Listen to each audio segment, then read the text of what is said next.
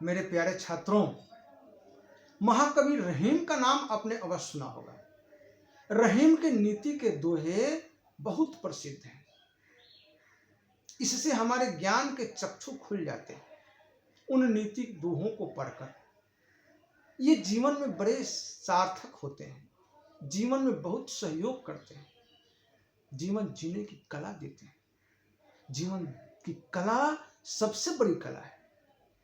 लाख धन दौलत हो, सब कुछ साधन उपलब्ध हो, और यदि जीवन जीने की कला नहीं हो तो फिर जीवन दूभर हो जाता है। इसलिए ऐसे महापुरुषों द्वारा दी गई वाणियों को आत्मसात करना चाहिए, अपने जीवन में उतारना चाहिए। इसीलिए कई कक्षाओं में रहीम के, कबीर के दोहे आज भी पढ़ने को दिए जाते हैं, और वे दोहे आज भी प्रासंगिक हैं। एक दोहा देखिए रहीम का। जो रहीम उत्तम प्रकृति, काकरी सकत कुसंग, चंदन विष व्यापत नहीं, लपटे रहे भुजंग। आप उत्तम प्रकृति के इंसान हैं, दृढ़ निश्चयी हैं, तो कुसंगति भी आपको कुछ नहीं बिगाड़ सकता, गलत संगति भी कुछ बिगाड़ नहीं सकता।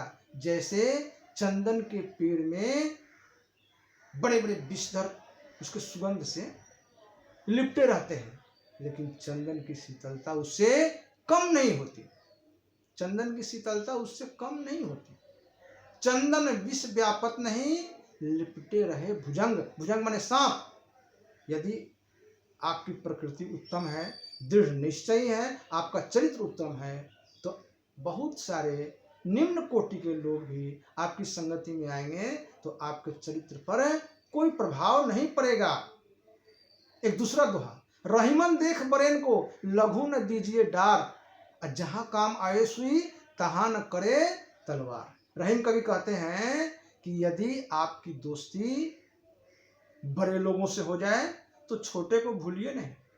रहीमन देख बरेन को, बड़े को देख करके, लघु न दीजिए डार, छोटे को त्यागिए नहीं, उससे दोस्ती तोड़िए नहीं। क्योंकि जहां काम आवे सुई, तहां न करे तलवार। जिस तरह से सुई का काम तलवार नहीं कर सकता है। यदि आपके पास तलवार है तो सुई को फेंक दीजिए। कपड़ा सीने की जरूरत पड़ेगी, तलवार से सीना है, तलवार से तो नहीं होगा।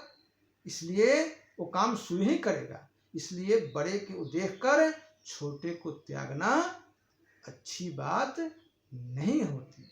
दोस्तों, यदि आप मेरे चैनल पर पहली बार आए हैं तो सब्सक्राइब करें, लाइक करें और दोस्तों में शेयर करें।